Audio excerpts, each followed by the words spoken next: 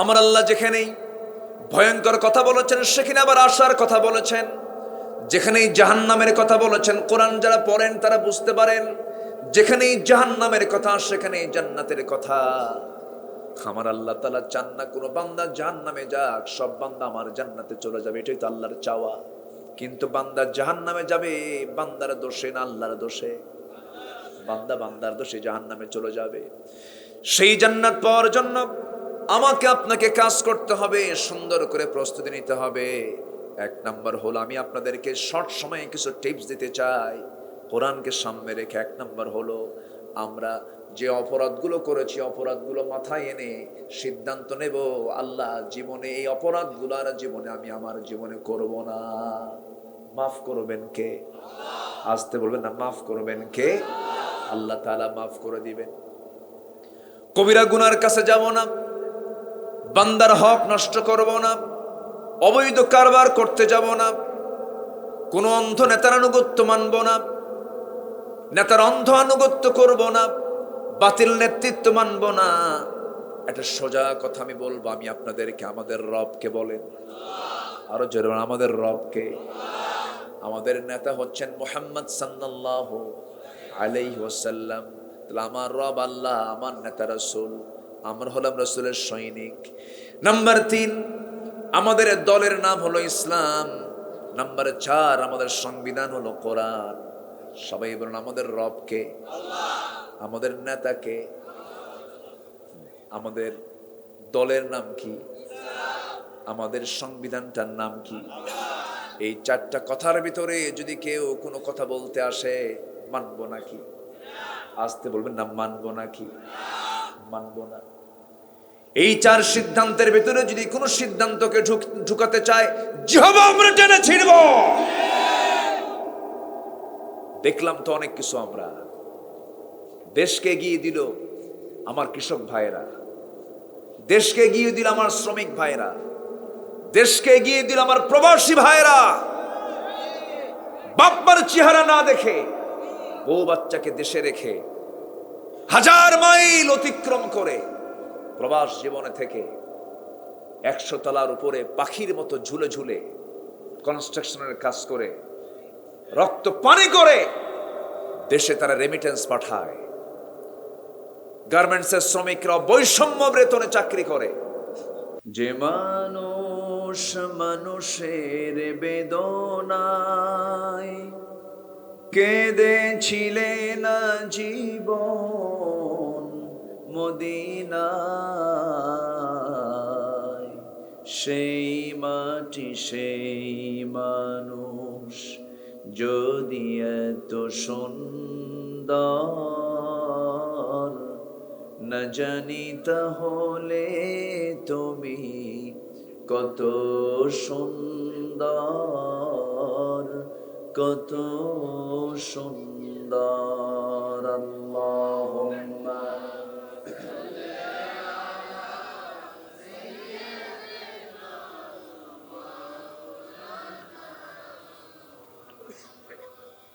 ওয়া আলা আলি।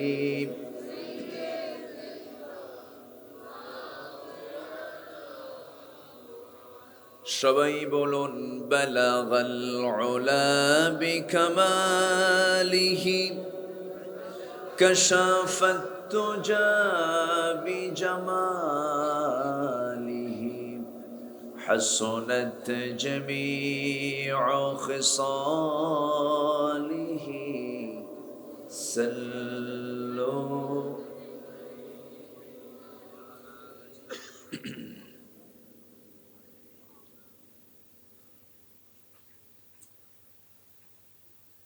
গোমতী নদীর তীরে, না পাশে গোমতী, তো যে প্রাকৃতিক সৌন্দর্যের অপরূপ লীলাভূমি, গোমতী নদীর তীরবর্তী অঞ্চল,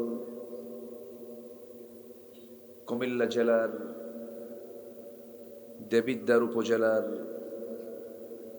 বিহার মণ্ডল বালিকা উচ্চ বিদ্যালয় মাঠে অনুষ্ঠিত মাহফিল ইন্তেজামিয়া কমিটি কর্তৃক আয়োজিত 2 দিন ব্যাপী বার্ষিক তাফসীরুল কোরআন মাহফিল 2024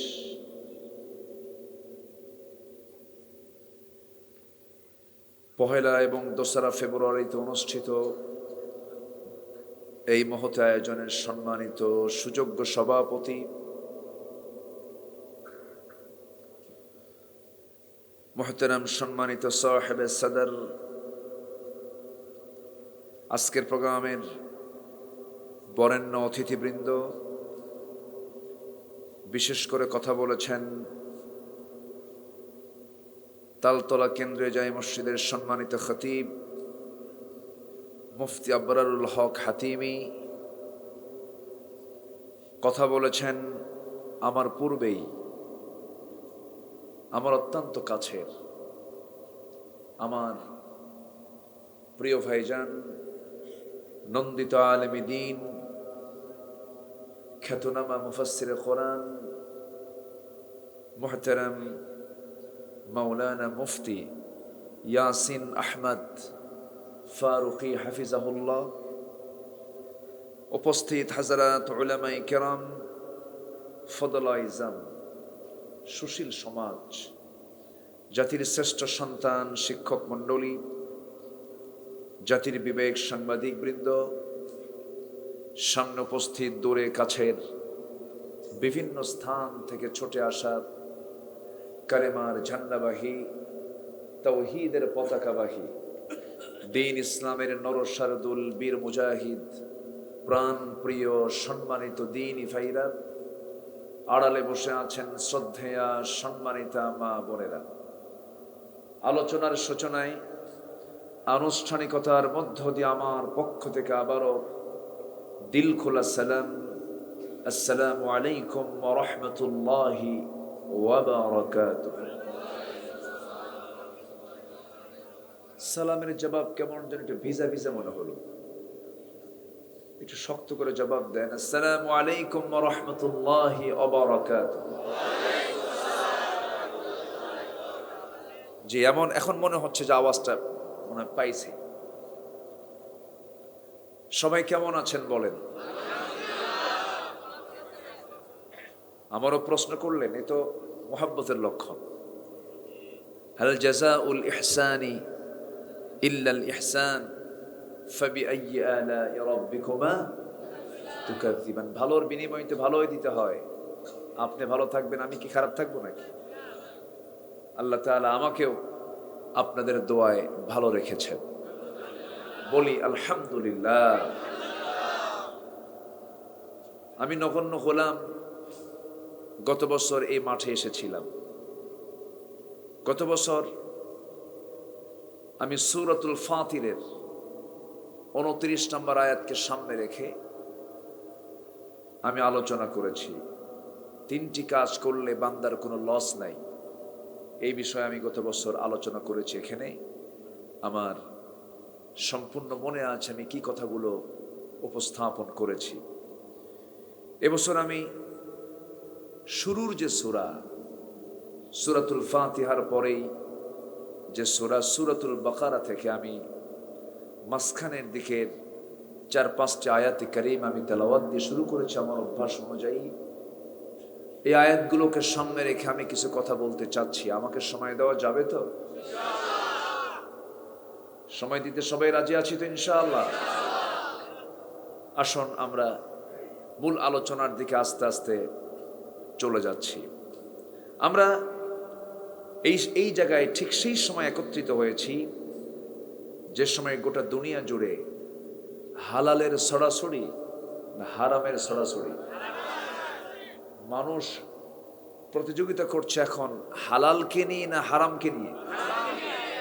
তাআওয়ানু আলাল বিররি ওয়াত তাকওয়া, এই কাজে নেই আজকে। ওয়ালা তাআওয়ানু আলাল ইসমি ওয়াল উদওয়ান, ইসম এবং উদওয়ান নিয়ে আজকে গোটা পৃথিবী ব্যস্ত হয়ে পড়েছে। আজকে সমাজে মানুষ হারাম কাজকে হারাম মনেই করছে না। হারাম কাজকে যেটা হারাম এটাকে মাথায় নিতেই পারছে না। ঠিক সেই সময় আমরা একত্রিত হয়েছি। বহু কথা আছে, আস্তে আস্তে করে, যেহেতু শীতের রাত, অনেক বড় রাত, তো আমরা সময় নিয়ে কথা বলবো। কষ্ট হবে না তো কারো? আমাকে সময় দেওয়া যাবে তো ইনশাআল্লাহ? আচ্ছা, গোটা পৃথিবীতে ব্যবসা দু প্রকার। একটা ব্যবসা হলো বৈধ, আরেকটা ব্যবসা কি? অবৈধ। এখন অবৈধ ব্যবসার চোটপাট কম না বেশি? বেশি। অবৈধ জিনিসের এখন জোর খুব বেশি। সমাজে সৎ লোকের দাম বেশি না অসৎ লোকের দাম বেশি? আচ্ছা, চেয়ারগুলো যারা দখল করে বসে আছে গোটা দুনিয়া জুড়েই, শুধু নির্দিষ্ট ভূখণ্ডের কথা বলছি না, গোটা দুনিয়া জুড়ে চেয়ার নামক এই পাওয়ার নিয়ে যারা বসে আছে অধিকাংশই সৎ না অসৎ? আমি কিন্তু কই নাই, ঠিক আছে না? আচ্ছা আচ্ছা, তাহলে আমরা ঠিক এই সময় এখানে হাজির হয়েছি। মদের দোকান কুমিল্লা জেলাতে নাই? আছে, আছে না নাই? মদের ও ও আচ্ছা আচ্ছা, ঠিক আছে। তাহলে এই দুনিয়া জুড়ে কোন দেশে মদ নাই? সব দেশেই মোটামুটি মদ আছে, এক্সেপ্ট কিছু কান্ট্রি, যেরকম আফগানিস্তান। তারা সদ্য কোরআনের একটি শাসন তারা সেখানে পূর্ণরূপে জারি করার চেষ্টা করছে। আলহামদুলিল্লাহ বলেন। ইতিমধ্যে যুদ্ধ বিধ্বস্ত দেশ, অর্থনৈতিকভাবে আমার দেশের চেয়েও তারা এগিয়ে গেছে। সম্মানিত ভাইয়েরা, টাকার মান আমার দেশে 109 টাকা ডলার, তাদের টাকার মান 70 টাকায় রূপ নিয়েছে। কেন জানেন? শুধুমাত্র একটা জিনিস বাদ দিতে হবে, সেটা হলো দুর্নীতি। আর দুর্নীতি তখনই বাদ যাবে যখন তার ইমানটা ঠিক মতো আসবে, ঠিক কিনা? ইমানদার কি দুর্নীতি করতে পারে? বিশ্বব্যাপী মাদক এই ব্যবসার মূল্য বছরে 321 বিলিয়ন ডলার গোটা পৃথিবীতে। মদের ব্যবসা বিশ্বব্যাপী বার্ষিক পরিমাণ প্রায় 1600 বিলিয়ন ডলার। অস্ত্র ব্যবসা অবৈধ, বিশ্বব্যাপী বাণিজ্য বছরে প্রায় 100 বিলিয়ন ডলার।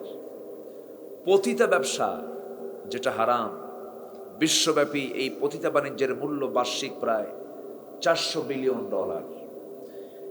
এরপরে জুয়া, ক্যাসিনো, নাম শোনেন নাই?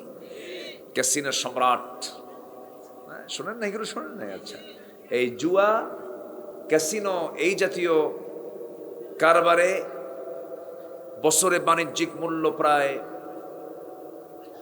110 বিলিয়ন ডলার। কম্পিউটার গেমস, এই যে বাচ্চারা আসক্ত হয়ে যায়, ফ্রি ফায়ার, পাবজি, আরো কত কি। আচ্ছা, এগুলোর পিছনে কম্পিউটার গেমসে বিশ্ব বাণিজ্য বার্ষিক প্রায় 54 বিলিয়ন ডলার। তাহলে এই মাদক, মদ, অস্ত্র, পতিতা, জুয়া, অবৈধ সোনা কারবারি, তারপরে কম্পিউটার গেমস, বাণিজ্যিক সব মিলে বার্ষিক বাজার মূল্য প্রায় 2685 বিলিয়ন ডলার। তাহলে গোটা পৃথিবীর বিশ্ব বাজারে এই অবৈধ যে বিজনেসগুলো চলছে, ইসলাম কি এগুলো একটাও কি অ্যালাউ করে? আর যারা এগুলো করে তারা কি কোনোদিন ইসলাম চায়? আসতে বলবেন, তারা কি চায়? চায় না। তাহলে বুঝতে হবে, যারা মদের দোকান দিয়ে বসে আছে তারা কখনো চাবে না যে দেশে ইসলাম আসুক। আমার বন্ধুগণ, একটু কান লাগাতে হবে। সমাজে দু শ্রেণীর মানুষ, একটা শ্রেণী তারা ইসলামকে চায়, আরেকটা শ্রেণী ইসলামকে চায় না। এটা যুগ যুগ ধরে আসছে। আমার নবীর সময়ও ছিল, নবীর ঘরের সঙ্গে ঘর, আবু জেহেল কোরআন চায় নাই। আমার রাসূল কোরআন চেয়েছেন, ইব্রাহিম আলাইহিস সালাতু ওয়াস সালাম তিনি আল্লাহর দ্বীন চেয়েছেন, নমরুদ দ্বীনটা চায় নাই। মূসা আলাইহিস সালাতু ওয়াস সালাম আল্লাহর দ্বীন চেয়েছেন, তাওরাতকে প্রতিষ্ঠিত করতে চেয়েছেন। আর ফেরাউন সে তাওরাত সহ আসমানি কিতাব আগুন ধরায় দেওয়ার ষড়যন্ত্র করেছে। যুগ যুগ ধরে এটা ছিল, আছে, এখনো নাই, আছে না নাই? আছে না? এখনো আছে। আমার বন্ধুগণ, একটু মনোযোগ দিয়ে শুনতে হবে। সমাজের মধ্যে আবার কিছু কিছু মুসলমান পরিচয়ধারী আছে, তারা দিনকে কিছু অংশ মানতে চায়, আবার কিছু অংশ মানতে চায় না। আছে না নাই বলেন? আচ্ছা, কিছু অংশ চায় সমাজে দিন চালু হয়ে যাক আংশিক, আর আংশিক না চালু হোক। এই শ্রেণীর কিছু মানুষ আছে দুনিয়া জুড়ে। আল্লাহ রাব্বুল আলামিন বলছেন, ও ঈমানের দাবি যারা করছো তারা শুনে নাও, আফাতুমিনুনা বিবাদিল কিতাবি ওয়া তাকফুরুনা বিবাদ। তুমি কিতাবের কিছু অংশ মানবে, কিছু অংশ মানবে না, তা হবে না, তোমাকে পরিপূর্ণরূপে মানতে হবে। আল্লাহ তাআলা আরেক জায়গায় বলছেন, উদখুলু ফিস সিলমি কাফা ওয়া লা তাত্তাবিউ খুতুওয়াতিশ শাইতান ইন্নাহু লাকুম আদুউম মুবিন। জোরে বলুন আল্লাহু আকবার। ইসলামের ভিতরে পরিপূর্ণরূপে দাখিল হয়ে যাও। আংশিক মানার মধ্য দিয়ে তোমার কল্যাণ নাই, আংশিক তোমার মানা যাবে না, পুরোপুরি তোমাকে কোরআনটা মানতে হবে। এই কোরআন মানতে গিয়ে কিছু গোপন করবে, কিছু আড়াল করবে, তাও তোমার সুযোগ নাই। আল্লাহ রাব্বুল আলামিন সুন্দর করে সূরাতুল বাকারার মধ্যে বলে দিচ্ছেন, সবচেয়ে বড় সূরার নাম কি বলেন? সবচেয়ে বড় সূরার নাম কি? সূরাতুল বাকারা। যার শুরু হয়েছে চ্যালেঞ্জ দিয়া, শেষ হয়েছে দোয়া দিয়া। শুরু হয়েছে তেলাওয়াত দিয়া, চ্যালেঞ্জ দিয়া। যারা পারেন ঠোঁট মিলিয়ে সবাই আমার সঙ্গে ঠোঁট মিলিয়ে মিলিয়ে বলুন, যালিকাল কিতাবু লা রাইবা ফীহি হুদাল লিল মুত্তাকিন আল্লাযীনা ইউমিনুনা বিল গায়বি ওয়া ইউকিমুনাস সালাতা ওয়া মিম্মা রাযাকনাহুম ইউনফিকুন। চ্যালেঞ্জ দিয়ে শুরু হলো। এমন একটা কিতাব যার মধ্যে কোনো সন্দেহ নাই, পৃথিবীর কোনো কবি, পৃথিবীর কোনো সাহিত্যিক, পৃথিবীর কোনো লেখক তার কবিতা, তার বই লিখতে গিয়া এমন চ্যালেঞ্জ কেউ দিতে পারে নাই। সব বইয়ের সিস্টেম একরকম, এই কিতাবের সিস্টেমটা ভিন্ন রকম। যার প্রতিটি অক্ষর কিতাব, শব্দ কিতাব, ছন্দের কোনো পতন হয় নাই। এর যে গাঁথনি, আয়াতের যে সেটিং, আল্লাহ রাব্বুল আলামিন অর্থের সঙ্গে সঙ্গতি রেখে, অর্থগুলোর সঙ্গে সঙ্গতি রেখে আয়াতগুলো সেট করেছেন। ধরুন সূরাতুল বাকারার 286টা আয়াত, এর অর্ধেক কত বলেন তো? 286 অর্ধেক কত? রাগটা করতেছেন নাকি আপনারা? হুজুর শুনতে আসলাম ওয়াজ, আপনি আবার অঙ্ক শিখান, এটা আবার কেমন কথা? এরকম ভাবতেছেন নাকি আপনারা? হ্যাঁ, জি।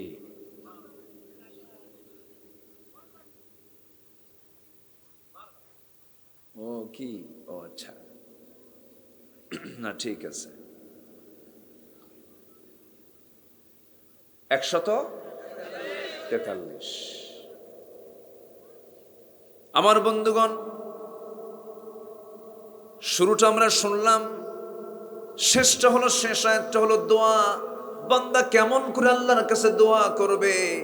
যারা পারেন ঠোঁট মিলিয়ে বলুন, রব্বানা ওয়ালা তাহমিল আলাইনা ইসরান কামা হামালতাহু আলাল্লাযীনা মিন ক্বাবলিনা ربنا ولا تحملنا ما لا طاقة لنا به واعف عنا واغفر لنا وارحمنا أنت مولانا ফানসুরনা আলাল কওমিল কাফিরিন। জোরে বলুন আল্লাহু আকবার। আমার ভাইরা, তাহলে আমরা শুরু আয়াতটা শুনলাম, শেষ আয়াতটা শুনলাম, মাঝখানে মহান রব্বুল আলামিন কি বলেছেন, কোন আয়াতে কি বলেছেন? ওয়া কাযালিকা জাআলনাকুম উম্মাতাও ওয়াসাতাল লিতাকুনু শুহাদাআ আলান নাস। জোরে বলুন আল্লাহু আকবার। এমনই করে আমি তোমাদেরকে মধ্যম জাতি করে দুনিয়াতে পাঠিয়ে দিয়েছি, মধ্যম জাতি করে আল্লাহ তাআলা আমাকে আপনাকে পাঠিয়েছেন। দেখেন আয়াতের অর্থের সাথে আয়াতের সেটিংটা মিল আছে না নাই বলেন? আয়াতটাও ঠিক মাঝখানে, আবার আল্লাহ তাআলা আমাকে মধ্যম জাতি করে দুনিয়াতে পাঠিয়েছেন। আয়াতের সঙ্গে সঙ্গতি রেখে আল্লাহ তাআলা আয়াতটাও সেট করে দিয়েছেন। আল্লাহ রাব্বুল আলামিন আরেক জায়গায় বলেন, إني رأيت 11 كوكبا والشمس والقمر رأيتهم لي ساجدين। إني رأيت 11 كوكبا। আল্লাহর পয়গম্বর ইউসুফ আলাইহিস সালাম স্বপ্নে দেখেছিলেন 11টা নক্ষত্র, একটা চন্দ্র, একটা সূর্য তাকে সম্মানজনক সেজদা দিতেছে। ইন্নী রাআইতু 11 কাওকাবা। আল্লাহ তাআলা এই জায়গায় যে বাক্য দিয়েছেন ইন্নী রাআইতু 11 কাওকাবা, এর মধ্যে যতগুলো নক্তা আছে, নক্ষত্র 11টা, নক্তাও 11টা। নক্তাও 11টা, নক্ষত্র 11টা। এরকম করে সংখ্যা তথ্যের এক অপূর্ব সমন্বয় ঘটিয়ে কোরআনের মতো কোরআন রচনা পৃথিবীর কোনো মানুষের পক্ষে সম্ভব নয়। সেই কিতাব আজ আমার আপনার সামনে থাকার পরেও প্রতি 4 জনে একজন মুসলমান যে দুনিয়াতে 200 শতাধিক রাষ্ট্রের ভিতরে 56টি মুসলিম রাষ্ট্র, ধনীর তালিকায় 1 থেকে 10-এর ভিতরে অধিকাংশ মুসলিম রাষ্ট্র, এর পরেও গোটা দুনিয়া জুড়ে আজকে মুসলমান সবচেয়ে মায়ের কম খাচ্ছে না বেশি খাচ্ছে? কম না বেশি? এর মূল কারণ হলো একটাই, সেটা হলো আমরা কোরআন থেকে কাছে না দূরে? কোরআন থেকে কাছে না দূরে? দূরে।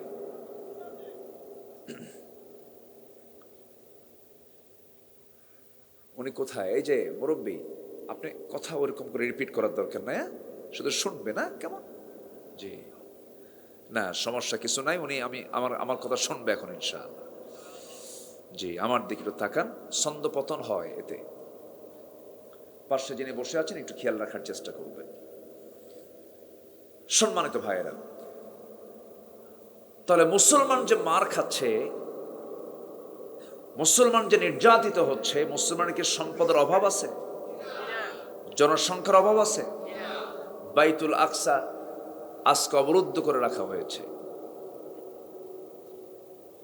যে বাইতুল আকসা হলো মুসলমানদের ফার্স্ট কিবলা, যা নির্মাণ করেছিলেন পৃথিবীর সবচেয়ে বড় শাসক, সবচেয়ে বড় সম্রাট, সবচেয়ে বড় বাদশাহ, বাপও বাদশাহ, ছেলেও বাদশাহ, সুলাইমান বিন দাউদ আলাইহিস সালাতু ওয়াস সালাম। দাউদের পুত্র কে? সুলাইমান আলাইহিস সালাতু ওয়াস সালাম। তিনি এই বাইতুল আকসা নির্মাণ করেছিলেন জিনদেরকে অর্ডার দিয়ে।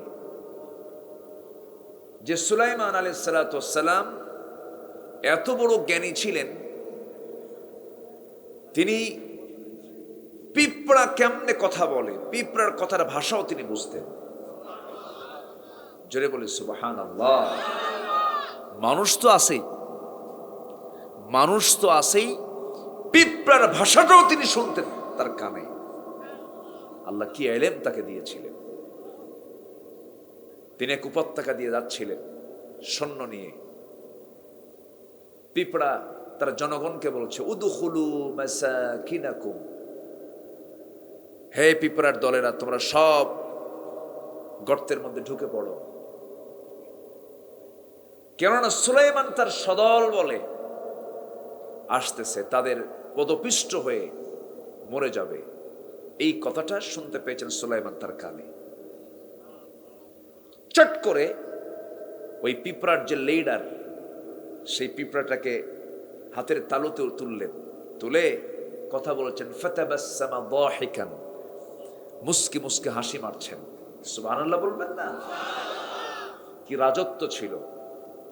যার রাজত্বে পিঁপড়ার কথা তিনি শুনতেন, প্রাণীর ভাষা বুঝতেন, এক সকাল সন্ধ্যায় গোটা দুনিয়া ঘুরে আসতেন। তো দুনিয়ার আধুনিকতা আনছে কারা? নবীরা। আম্বিয়া কেরাম হচ্ছেন সকল সভ্যতার অগ্রনায়ক।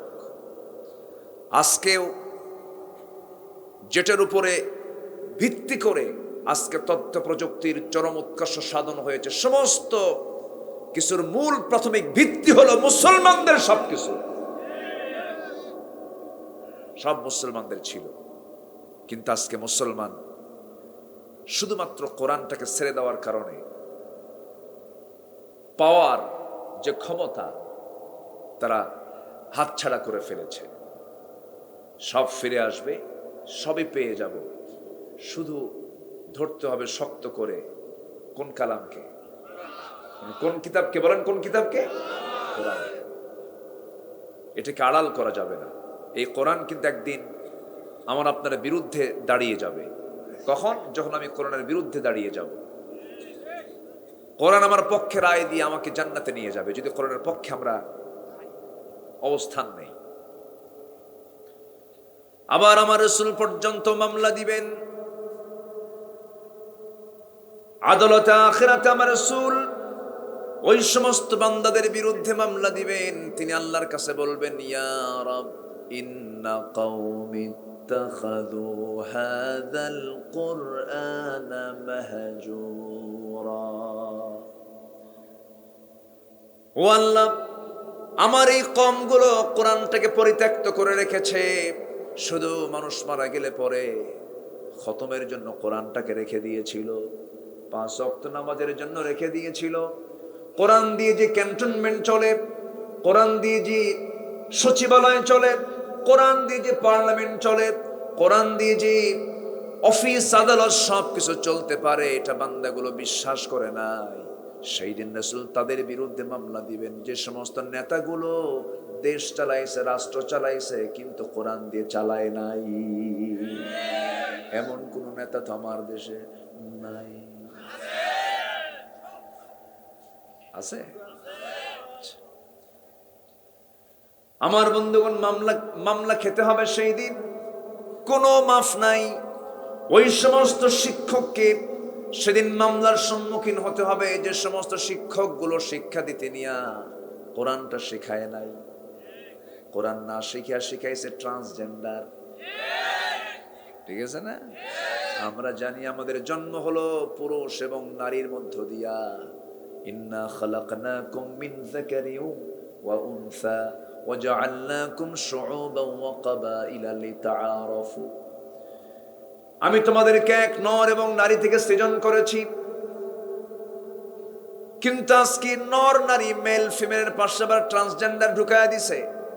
রহিম রহিমা হতে চায়, করিম করিমা হতে চায়, হাবিব হাবিবা হতে চায়, শহীদ শহীদা হতে চায়, শরীফ শরীফা হতে চায়। খুব শখ।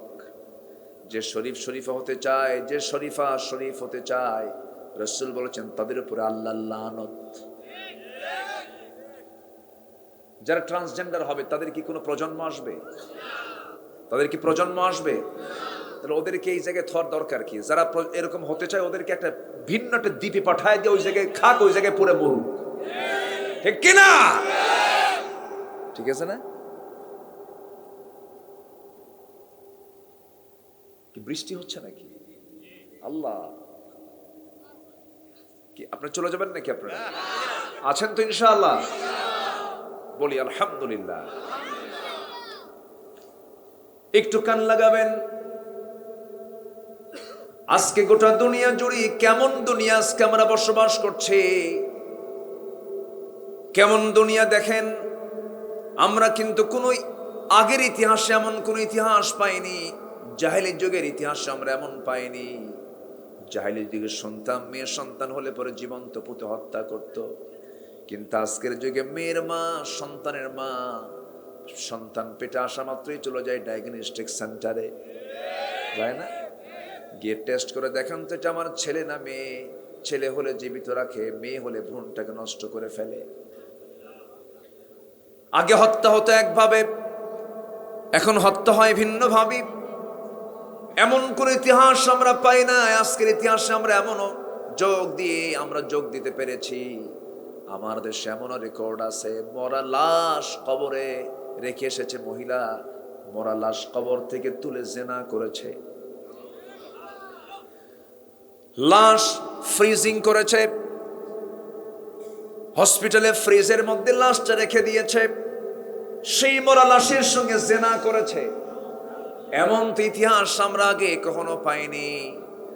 আমরা এমন দুনিয়াতে আজকে বসবাস করছি, ইউরোপ আমেরিকার মতো বহু দেশে সমকামিতার আইনকে তারা আইন আকারে, সংসদ আইন আকারে পাশ করে নিয়েছে। পুরুষ পুরুষকে বিয়ে করে, নারী নারীতে আকৃষ্ট হয়।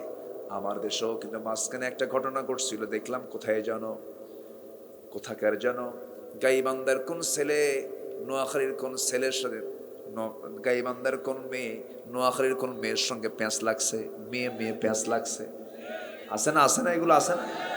এগুলো বিকৃত যৌনাচার। এই সমকামিতা, হোমোসেক্স, সেম সেক্স কি ৬০০০ বছর আগে আল্লাহ তাআলা একটা জাতির মধ্যে যখন দেখতে পেয়েছিলেন, কওমে লূত, যেটা এমন প্রেজেন্ট এখন ওয়ার্ল্ডে, যেটার নাম জর্দানের ডেড সি এলাকা, মৃত সাগর, যে ডেড সি এলাকার সবচেয়ে নিম্নাঞ্চল আল্লাহ তাআলা করে দিয়েছেন। এখনো গোটা দুনিয়ার সবচেয়ে নিম্নাঞ্চল এরিয়া হলো ওই ডেড সি অঞ্চল। ফি আদনাল আরদ, কোরআনে আল্লাহ তাআলা বলে দিয়েছেন। এই ফি আদনাল আরদ কেন হলো? এই জনপদের লোকগুলো করত কি, স্ত্রীর সঙ্গে তারা সহবাস না করে, নর নারী তারা মিলিত না হয়ে নর আকৃষ্ট হয়ে যেত, নারী আকৃষ্ট হয়ে যেত। সমকামিতে অভ্যস্ত হয়ে পড়েছিল, যা প্রকৃতি বিরুদ্ধ কাজ। বংশ বিস্তারের যেটা বাধা, নানা রোগের কারণ যেগুলো, এই সমস্ত বড় পাপী যখন তারা লিপ্ত হয়ে গেল, আল্লাহ সেই জাতিকে সবগুলোকে একসঙ্গে ধরে আকাশের উপরে তুলে মারলেন একটা ঠেকনা, একটা চাপা দিয়ে মাটির মধ্যে গেড়ে দিয়া দুনিয়া থেকে বিদায় করে দিলেন। ওই যে জমিনটা দাবায়া দিয়েছেন, আজকে গোটা পৃথিবীর মধ্যে সবচেয়ে নিম্নাঞ্চল হলো কওমে লূতের ওই অঞ্চলটা। আমার ভাইয়েরা, সেই সমকামিতার ব্যাপারে আজকে আমার দেশেও কিছু মানুষ খুব উৎসাহী, প্রমোট করছে এগুলোকে।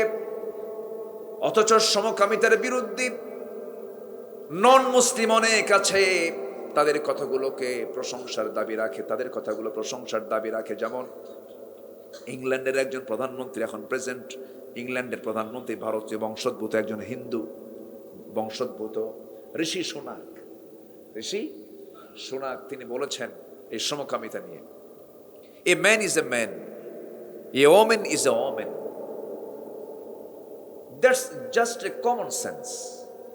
একটা পুরুষ, একটা নারী, এটা বোঝার জন্য বুদ্ধিজীবী হওয়া লাগে না, একটা সাধারণ জ্ঞানই যথেষ্ট। আজকে ট্রান্সজেন্ডারকে পাঠ্যপুস্তকে নেওয়া হচ্ছে। ক্লাস 9-10 সামাজিক বিজ্ঞান বইয়ে, ক্লাস 9-10 সামাজিক বিজ্ঞান বইয়ে ফিলিস্তিনের মানচিত্র না শিখাইয়া ইসরায়েলের মানচিত্র দেখানো হচ্ছে। মাদ্রাসার বইগুলোতে বাদ্যযন্ত্র, ঢোল তবলা কেমনে বাজান লাগে, এগুলো শেখানো হচ্ছে। মাদ্রাসায় মসজিদ থাকে, মসজিদ ঘর থাকে না নাচের ঘর থাকে? মাদ্রাসায় কি থাকে? মসজিদ ঘর থাকে। এগুলো কি? সম্মানিত ভাইয়েরা, সম্মানিত বন্ধুগণ, কোরআনকে সমাজ থেকে নির্মূল করার জন্য একটা মহল লেগে আছে না নাই? আসতে বলবেন না, আছে না নাই? আছে। কোরআনকে আড়াল করা যাবে না। কোরআনকে যারা আড়াল করবে, আল্লাহ তাআলা বলছেন আমার লানত তাদের উপরে। যেরকম নাউজুবিল্লাহ। এটি কি আশার কথা না ভয়ঙ্কর কথা? কার লানত? আল্লাহর লানত। একটু সময় লাগবে, কথাগুলো আমরা একটু মনোযোগ দিয়ে শুনি। আমার কথার মধ্যে একটু সুর টুর কম, একটু রস টস কম, কিন্তু আমি একটু হক কথা বলতে পছন্দ করি। শুনতে রাজি আছেন তো সবাই? তারে নারে বান্দরে কলা খাইছি ইন্দুরে, এগুলো পারি না আমি। একটু মনোযোগ দিয়ে শোনেন কথাগুলো। সম্মানিত ভাইয়েরা, আল্লাহর আয়াতকে গোপন করার কোনো ইচ্ছা কি আমাদের আছে? আল্লাহর আয়াতে যা বলেছেন আমি তাই বলবো, ঠিক কিনা? এটাই তো উচিত, এটাই তো ইমানদারের কাজ। তাহলে যে নেতা কোরআন ছাড়া রাষ্ট্র চালাবে, মামলা আছে না নাই? যে শিক্ষক শিক্ষা দেবে কোরআন ছাড়া, মামলা আছে না নাই? যে পিতামাতা তার সন্তানকে সব শিক্ষা দিয়েছে, কোরআন শিখায় নাই, মামলা আছে না নাই? আছে, অবশ্যই মামলা আছে। সেই মামলা থেকে আমাদের বাঁচতে হবে। আসুন মাহফিলের সিদ্ধান্ত নেব, কোরআনের বাইরে আমরা যাব না। জোরে বলি ইনশাআল্লাহ। কোরআনও আমাকে নিয়ে জান্নাতের দরজায় পৌঁছায় দিবে। এখন তো রাস্তা চেনার জন্য আর কাউকে বলা লাগে না। এখন কি আছে? গুগল বাবা। তাহলে গুগল ম্যাপে শুধু সার্চ দিবেন, কক্সবাজারের টেকনাফের মেরিন ড্রাইভ যাব, একদম নিয়ে চলে যাবে। শুধু গুগল ম্যাপে বলবেন পঞ্চগড়ের বাংলা বান্ধায় চলে যাব বান্দরবান, চলে যাব সুন্দরবন, গুগল ম্যাপ নিয়ে চলে যাবে। পৃথিবীর সামান্য মানুষের সামান্য জ্ঞান দিয়ে যদি এতটুকুন সৃষ্টি করতে পারে, আল্লাহ তাআলা বান্দার জান্নাতের ম্যাপ কোরআনে কারীমের মধ্যে দিয়ে দিয়েছেন। শুধু বান্দা যদি সার্চ ভালো করে করতে পারে আর আমলটা ঠিক মতো করতে পারে, এই ম্যাপ দেখে দেখেই বান্দা জান্নাতের দরজায় পৌঁছে যাবে। আমরা কোরআনটা পড়বো, জোরে বলি ইনশাআল্লাহ, জোরে বলি ইনশাআল্লাহ। যদি প্রশ্ন করি, এখানে যারা বসে আছেন সবাইকে আমরা কোরআন সহি করে পড়তে পারি না? এটা আপনার দোষ না, এটা আঞ্চলিক শুধু সমস্যা। এটা আঞ্চলিক সমস্যা না, জাতীয় সমস্যা, জাতীয় সমস্যা। 18 কোটি মুসলমান কোরআন পড়তে পারে কয়জন? যদি প্রশ্ন করি, আমার দেশের নামাজি বেশি না বেনামাজি বেশি? আমার দেশের দাড়িওয়ালা বেশি না দাড়ি ছাড়া বেশি? আচ্ছা, যদি বলি আমার দেশে বিড়ি খাওয়া বেশি না বিড়ি ছাড়া বেশি? শীতের মধ্যে বিড়ি খাওয়া কমে না বাড়ে? বরকতটা বাড়ে শীতে, বরকত বাড়ে না? এত বিড়ি টানে, বিড়ির টান দেখে মনে হয় কোন নবী মনে হয় খাইছে। এটা খাইছে কি? আবার মাহফিল এসে বলে, হুজুর বিড়ি খাওয়া কি জায়েজ আছে নাকি? মনে হয় জায়েজের চেষ্টায় আছে। তাহলে মুসলমান কোরআন পড়তে পারে না, মুসলমান নামাজে দাঁড়ায় না, মুসলমান দাড়ি কাটে, মুসলমান বিড়ি খায়, এগুলো কি ভালো দিক নাকি বলেন?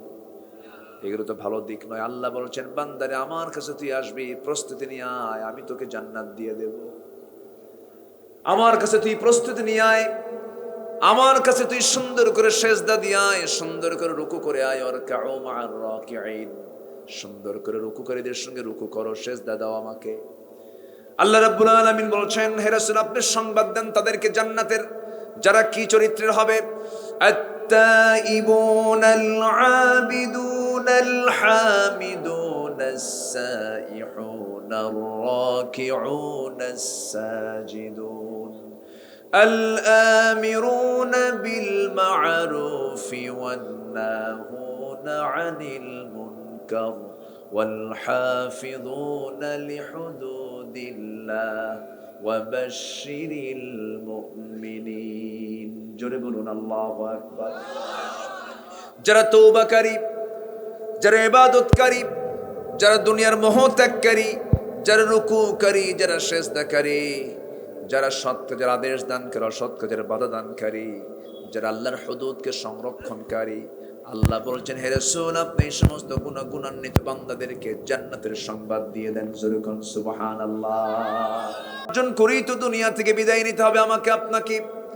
আল্লাহ প্রথমে সতর্ক করে দিচ্ছেন, বান্দা শোন, আমার আয়াতকে তুই গোপন করবি না, হারামকে হারাম জানবি, হালালকে হালাল জানবি, হালালকে হালাল বলবি, আমি আল্লাহ তোর জন্য জান্নাতকে হ্যাঁ বলে দেব, হারামকে হারাম জানবি, আমি তোর জন্য জাহান্নামকে হারাম করে দেব। যেরকম সুবহানাল্লাহ। আমার ভাইয়েরা, আল্লাহ এই জন্য বলছেন, বান্দা শোনো, আমার আয়াতকে গোপন করো না। যদি গোপন করো, আল্লাহ বলছেন, ইন্নাল্লাযীনা ইয়াকতুমুনা মা আনজালনা মিনাল বায়্যিনাতি ওয়াল হুদা মিন বা'দি মা বায়্যানাহু লিন-নাস ما بيناه للناس في الكتاب أولئك يلعنهم الله জোরে বলুন আল্লাহু আকবার। দুই একজন করে ওঠে, আমি কি শেষ করে দেব? তো দুই একজন করে ওঠে কেন? কি চলে যাচ্ছে নাকি আবার আসবে? ও নাম্বার, একটু বসেন। হ্যাঁ, আবার আসবে তো? যে জোরে বলি ইনশাআল্লাহ। মাহফিলের সৌন্দর্য রক্ষার দায়িত্ব কি একার না সবার? সবার। আপনি তো একটা ফুল, আপনি উঠলে ফুলের বাগান কি নষ্ট হয়ে যাবে, সৌন্দর্য নষ্ট হয়ে যাবে। কেউ না উঠি, এই তো আমি আর কিছুক্ষণ কথা বলবো, জাস্ট আয়াতগুলোর পুরো ব্যাখ্যা না দিতে পারলেও একটু অন্তত ভাবানুবাদ, কিছু তর্জমা আমাকে করার সুযোগ তো দিতে হবে। একটু বসেন। আল্লাহ বলছেন, নিঃসন্দেহে যারা, ইন্না নিঃসন্দেহে, আল্লাযীনা যারা, ইয়াকতুমুন গোপন করবে, মা আনজালনা মিনাল বায়্যিনাত যা আমি নাজিল করেছি, বায়্যিনাত সুস্পষ্ট প্রমাণাদি, ওয়াল হুদা হেদায়াত, মিন বা'দি মা বায়্যানাহু লিন-নাসি ফিল কিতাব যা আমি সুস্পষ্ট করে দিয়েছি মানুষের জন্য এই কিতাবের ভিতরে।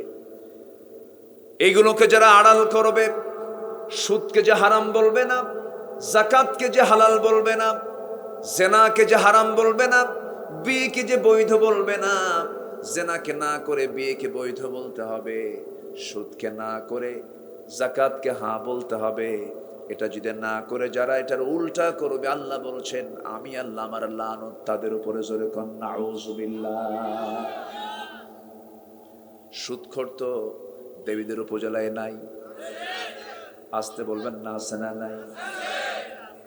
সুদ খায়, আবার হজেও যায়, আছে না নাই? আবার নামাজও পড়ে না? সুদখোর আবার নামাজও পড়ে, মসজিদে দানও করে। আপনি মসজিদে অবৈধ টাকা দান করলেন, অবৈধ টাকা আপনি দান করলেন মসজিদে, ভালো কথা, মসজিদ তো নাপাক হবে না, কিন্তু আপনি অবৈধ টাকা দান করলেন, তার জন্য জবাব দিতে হবে আল্লাহর আদালতে। কোথা থেকে কামাই করেছো, কোথায় খরচ করেছো, মিন আইনা ইকতাসাবাহু কোন জায়গা থেকে কামাই করেছো, কোথায় খরচ করছো, এগুলোর জবাব না দেওয়া পর্যন্ত বান্দা এক কদমও নড়তে পারবে না, বলেছেন মুহাম্মদ সাল্লাল্লাহু আলাইহি ওয়াসাল্লাম। আজকে সুদখোরদের দাম এত বেশি, মসজিদ কমিটির সভাপতি পর্যন্ত সুদখোর হয়, সেক্রেটারি মদখোর, আছে না নাই? ক্যাশিয়ার জেনাকার। আমার বন্ধুগণ, কমন পড়ছে, সভাপতি সুদখোর, সেক্রেটারি জেনাকার, ক্যাশিয়ার হলো মদখোর। কিন্তু খতিব তো এখন খুতবা দিনে বড় বেকায়দায় পড়বেন, কারণ সব বদমাইশগুলো কমিটির মধ্যে। এখন খতিব খুতবা দেবে কেমনে? খতিব খুতবা দিতে গিয়ে দেখে হঠাৎ করে একদিন আয়াতের মধ্যে চলে আসছে একটা আয়াত আলোচনার মধ্যে, লা তাকুলুর রিবা দাআফাম মুদাআফা, তোমরা চক্রাকারে সুদের কারবার করো না, সুদ খেও না। এই আয়াতটা বলা মাত্রই হুজুর কাম পায় নাই, কাজ পায় নাই, খুতবা দিতে নিয়ে এই ওয়াজের সময় সভাপতির দিকে একবার নজরও দিয়েছে।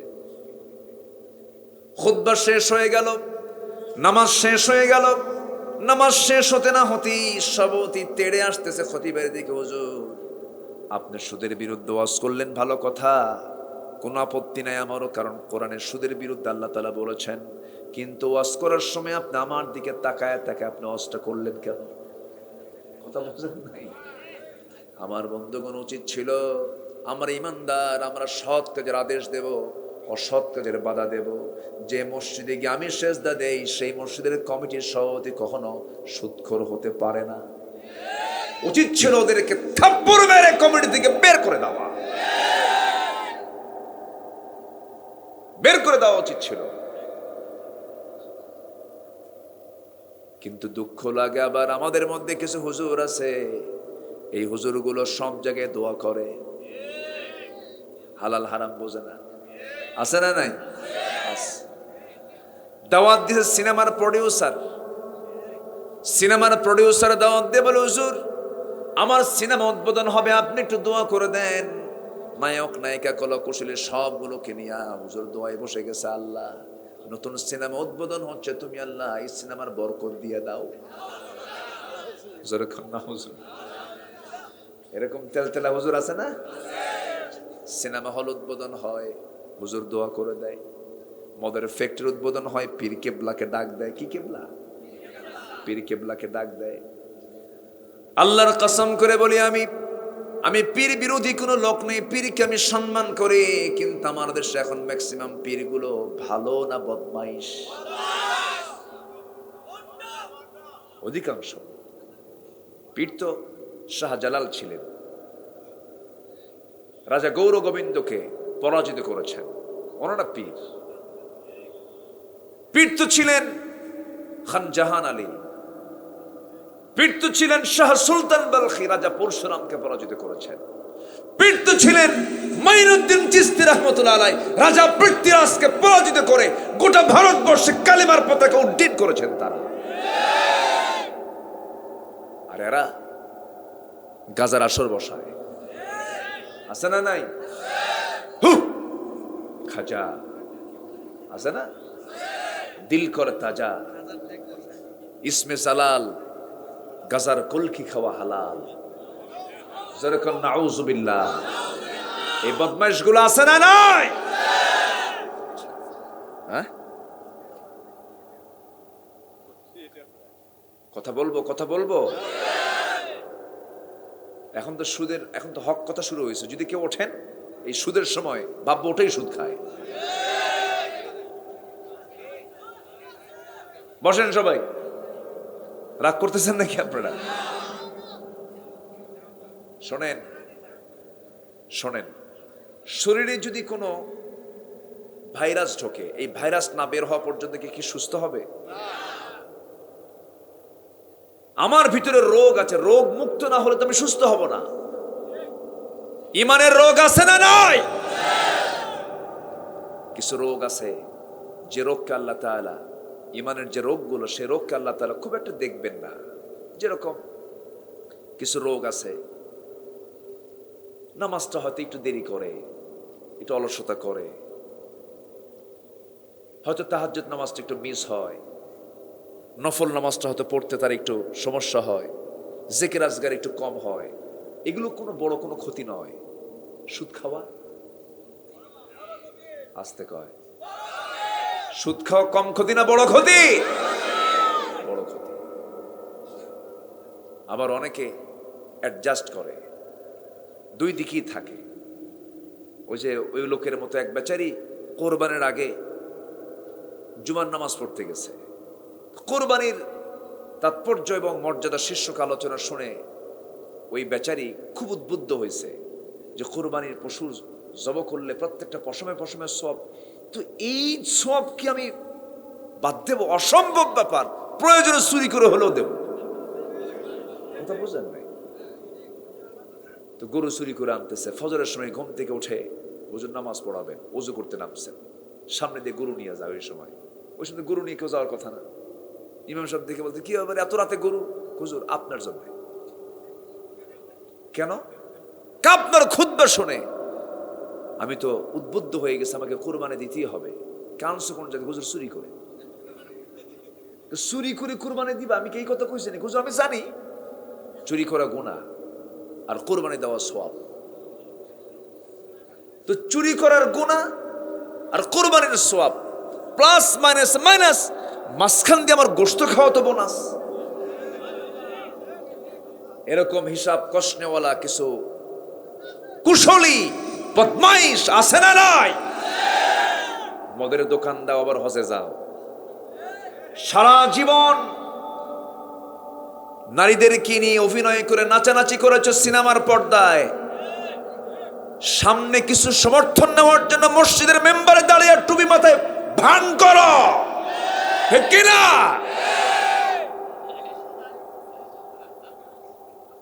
বোঝেন নাই কথা? বুঝতেছেন? অভিনয় আমরা করি না, আমরা টুপি একদিন পরি না, আমরা টুপি সারা বছর পরি।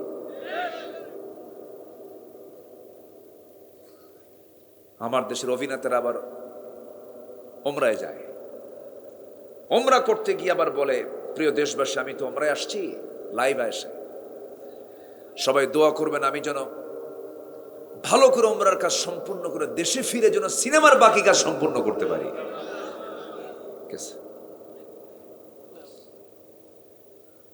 এগুলো ভণ্ডামি, এগুলো কি বলেন? ভণ্ডামি। আগে তাগুতকে পরিহার করতে হবে, আগে সমস্ত হারামকে ছাড়তে হবে। হারামকে ছেড়ে সম্পূর্ণ ফ্রেশ হয়ে আসতে হবে, সমস্ত হারামকে বর্জন করতে হবে। হারাম আমার শরীর থেকে মাইনাস, আমার জীবন থেকে মাইনাস, আল্লাহ আমার জন্য জান্নাতটা প্লাস করে দিবেন। আমার বন্ধুগণ, আল্লাহ রাব্বুল আলামিন এই ভয়ঙ্কর কথা বলেই বলছেন, আমি তাদের প্রতি লানত দেব যারা আমার আয়াত কি নিজের মর্জি মতো করে কিছু অংশ গ্রহণ করবে, কিছু অংশ গ্রহণ করবে না, যারা গোপন করবে আমার লানত তাদের উপরে। তবে হ্যাঁ, ইল্লা, তারা ছাড়া। আমার আল্লাহর দয়া কম না বেশি? আসতে বলবেন না, কম না বেশি? আল্লাহ বলছেন ইল্লা, তবে তারা ছাড়া। ইল্লা দিয়ে আল্লাহ তাআলা এবার দয়ার দিকে যাচ্ছেন। আমার আল্লাহর দয়া সবচেয়ে কম না বেশি বলেন? যে বান্দা নামাজ পড়ে না সে কার বান্দা? যে চুরি করে সে কার বান্দা? যে ডাকাতি করে সে কার বান্দা? যে পিতামাতার সন্তান, 4-5টা সন্তানের মধ্যে যে সন্তানটা সবচেয়ে বেশি দুষ্ট, বাপ মা কার পক্ষ নেয়? বলেন তো, কার পক্ষ নেয়? ওই দুষ্টটার পক্ষে নেয়। 5টা ছেলে, এর মধ্যে একটা হয়তো একটু দুষ্ট হয়েছে, দেখবেন যে বাপ মা চলে যায় ওর দিকে। ঠিক আছে না? কেন যায়? যাওয়ার লক্ষ্য কি? ও যেন ভালো হয়, ও যেন ভালো হয়। মা চেষ্টা করে আমার সন্তানটা কামাই কাজে করে না, কাজকর্ম করে না, সব ছেলেগুলো সেটেল হলো, এই ছেলেটা বখাটে হয়ে গেছে, দুষ্ট হয়ে গেছে। সব ভাইরা, সব ছেলেরা একসঙ্গে ওই ছেলেটাকে, ওই ভাইটাকে যদি নাও দেখতে পারে, মা সামনে গিয়ে দাঁড়ায় বলে, বাজান আমার সন্তান, তোরা এর কিছু বলিস না, ও ভালো হয়ে যাবে। যেমন মা বখাটের সন্তানকে প্রাধান্য দেন, তার দিকে টানটা দিয়ে ফেলেন, তেমনি আল্লাহ বলছেন, শোনো আমি যে লানতটা দেব, তবে আমি তাদের প্রতি লানত দেব না, ইল্লা, তারা ছাড়া, যারা ওই সমস্ত আকাম কুকাম করার পরে যারা তওবা করে আমার দিকে ফিরে আসবে। জোরে কর সুবহানাল্লাহ। আল্লাহর দয়াটা কত দেখেন। আমার আল্লাহ যেখানেই ভয়ঙ্কর কথা বলেছেন সেখানে আবার আশার কথা বলেছেন, যেখানেই জাহান্নামের কথা বলেছেন, কোরআন যারা পড়েন তারা বুঝতে পারেন, যেখানেই জাহান্নামের কথা সেখানেই জান্নাতের কথা। আমার আল্লাহ তাআলা চান না কোনো বান্দা জাহান্নামে যাক, সব বান্দা আমার জান্নাতে চলে যাবে, এটাই তো আল্লাহর চাওয়া। কিন্তু বান্দা জাহান্নামে যাবে বান্দার দোষে না আল্লাহর দোষে? বান্দা বান্দার দোষে জাহান্নামে চলে যাবে। সেই জান্নাত পাওয়ার জন্য আমাকে আপনাকে কাজ করতে হবে, সুন্দর করে প্রস্তুতি নিতে হবে। 1 নাম্বার হলো, আমি আপনাদেরকে শর্ট সময়ে কিছু টিপস দিতে চাই কোরআনকে সামনে রেখে। 1 নাম্বার হলো, আমরা যে অপরাধগুলো করেছি অপরাধগুলো মাথায় এনে সিদ্ধান্ত নেব, আল্লাহ জীবনে এই অপরাধগুলো আর জীবনে আমি আমার জীবনে করব না। মাফ করবেন কে? আসতে বলবেন না, মাফ করবেন কে? আল্লাহ তাআলা মাফ করে দিবেন। কবিরা গুনার কাছে যাব না, বান্দার হক নষ্ট করব না, অবৈধ কারবার করতে যাব না, কোন অন্ধ নেতার আনুগত্য মানব না, নেতার অন্ধ আনুগত্য করব না, বাতিল নেতৃত্ব মানব না, একটা সোজা কথা আমি বলবো, আমি আপনাদেরকে আমাদের রবকে বলেন, আরো জোরে বলেন, আমাদের রবকে। আমাদের নেতা হচ্ছেন মুহাম্মদ সাল্লাল্লাহু আলাইহি ওয়াসাল্লাম। তাহলে আমার রব আল্লাহ, আমার নেতা রাসূল, আমরা হলাম রাসূলের সৈনিক। নাম্বার 3, আমাদের দলের নাম হলো ইসলাম। নাম্বার 4, আমাদের সংবিধান হলো কোরআন। সবাই বলুন, আমাদের রবকে, আমাদের নেতাকে,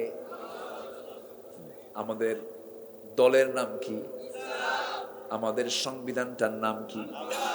এই 4টা কথার ভিতরে যদি কেউ কোনো কথা বলতে আসে, মানবো নাকি? আসতে বলবেন না, মানবো নাকি? মানবো না। এই 4 সিদ্ধান্তের ভিতরে যদি কোনো সিদ্ধান্তকে ঢুকাতে চায়, জিহবা আমরা টেনে ছিড়ব।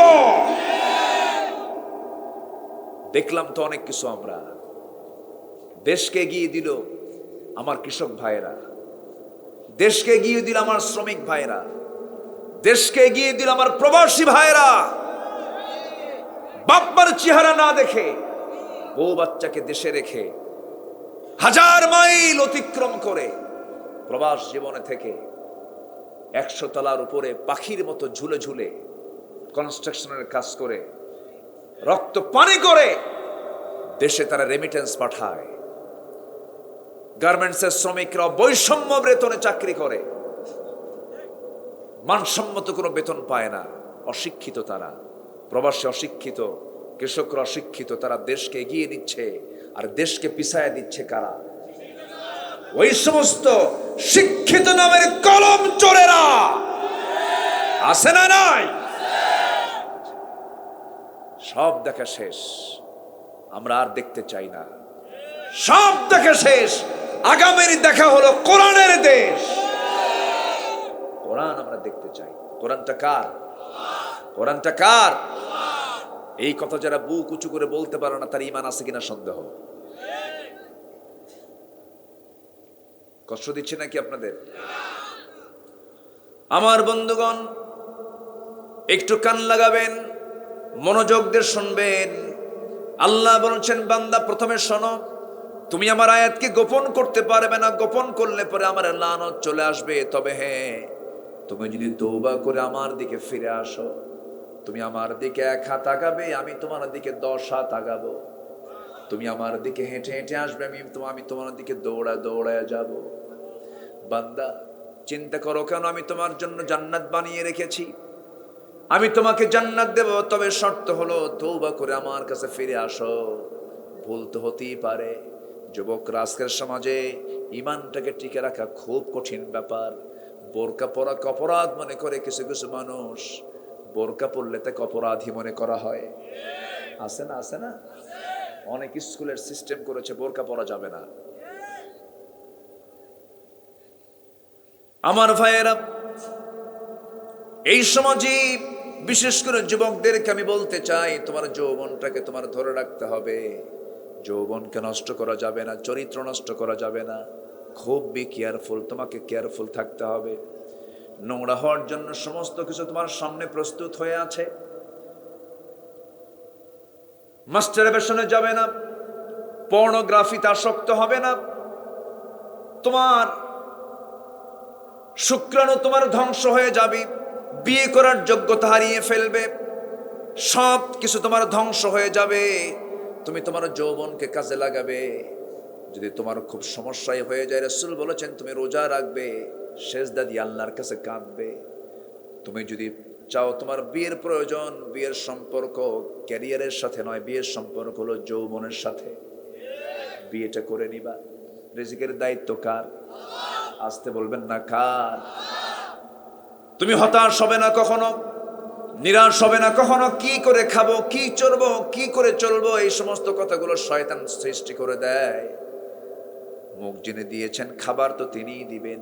বান্দা যার রিজিকের দায়িত্ব তার, এই আকীদা সম্পূর্ণ 100% বিশ্বাস রাখবে।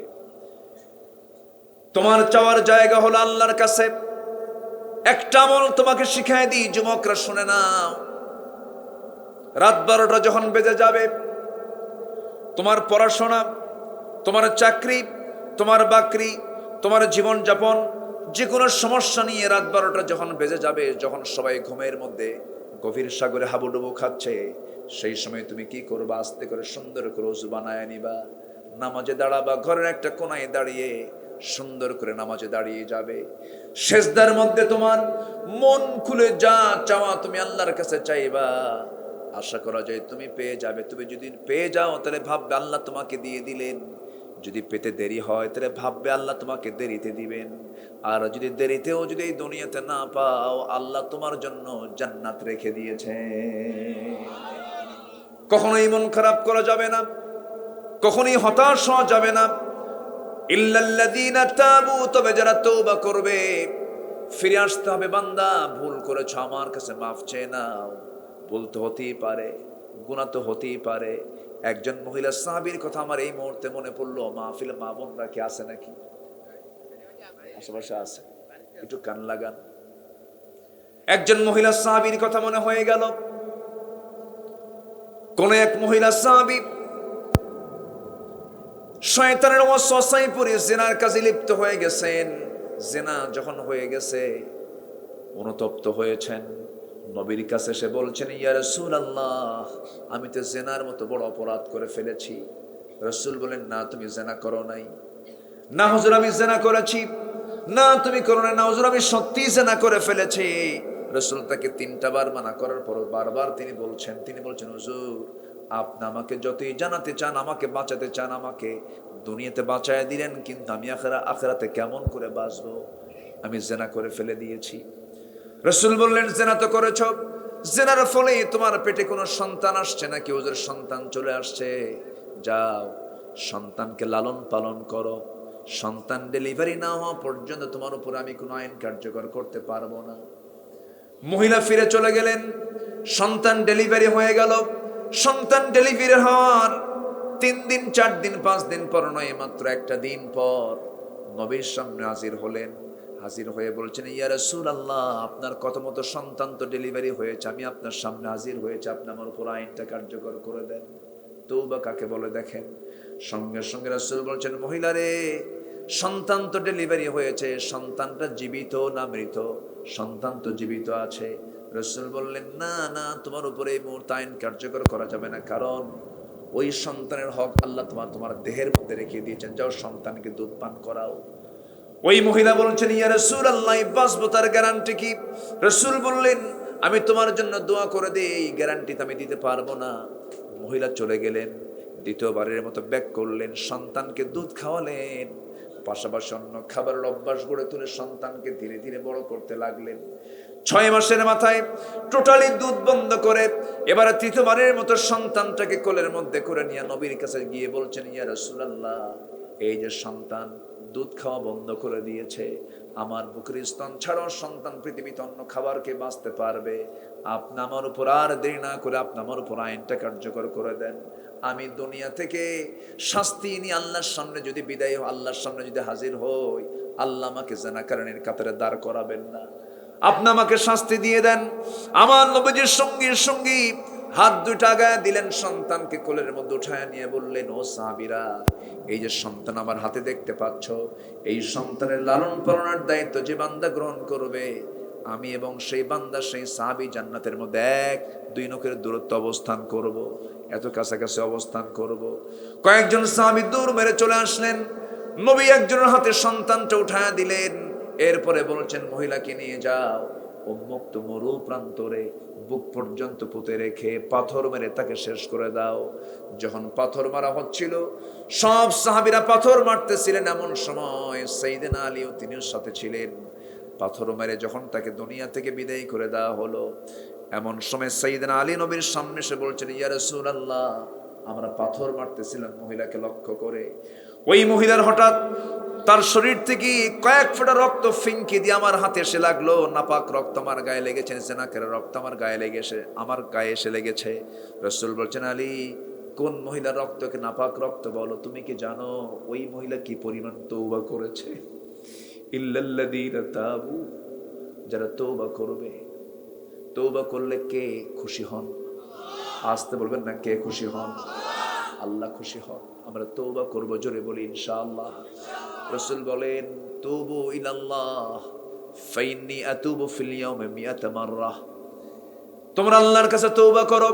আমি রাসূল সারাদিন 100 বারেরও বেশি বার তওবা করি। কে বলছেন?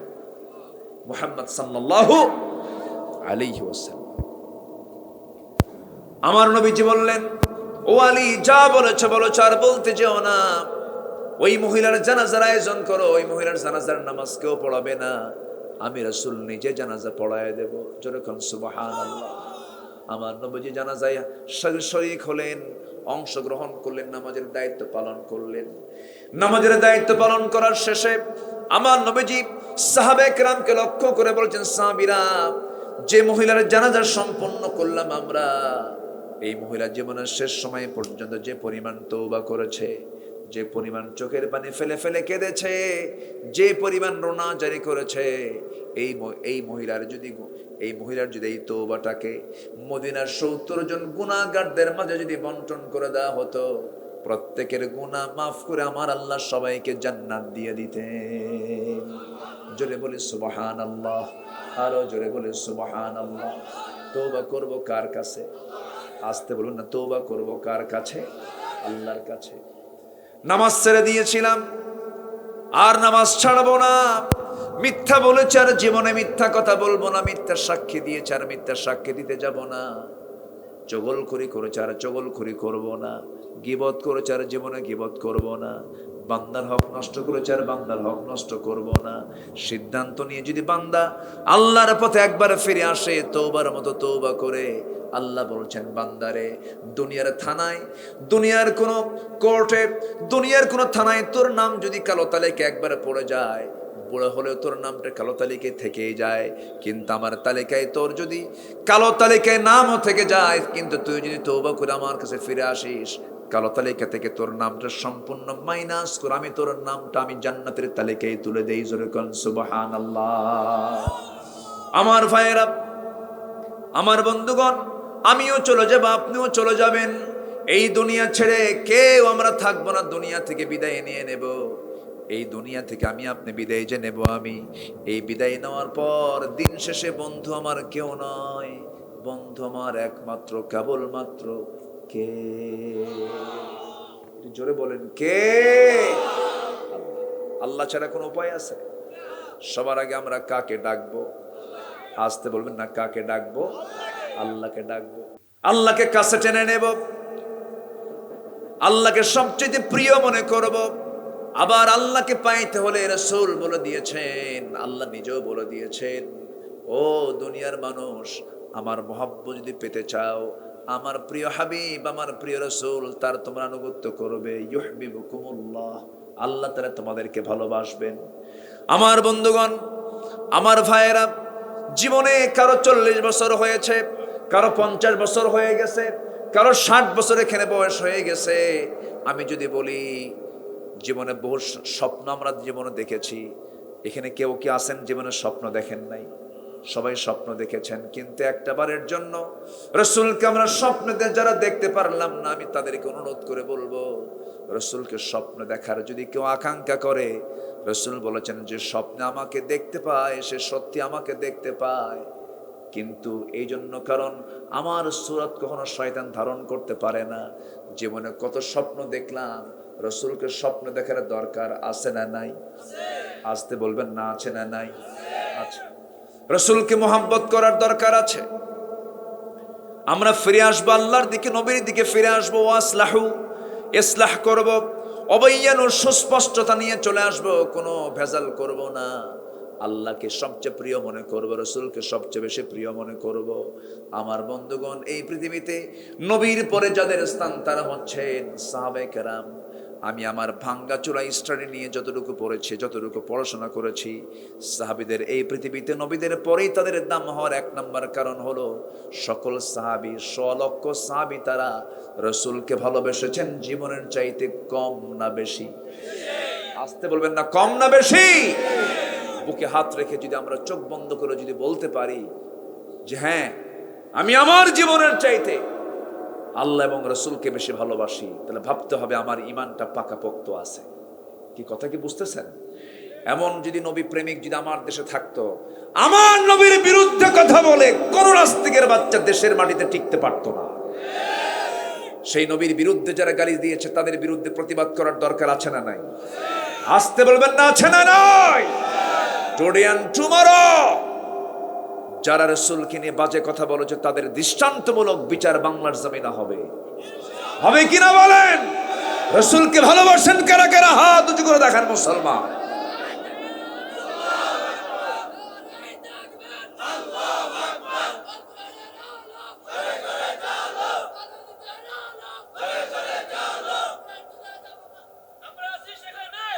কোরআন সুন্নাহ যেখানে, আল কোরআনের আলো।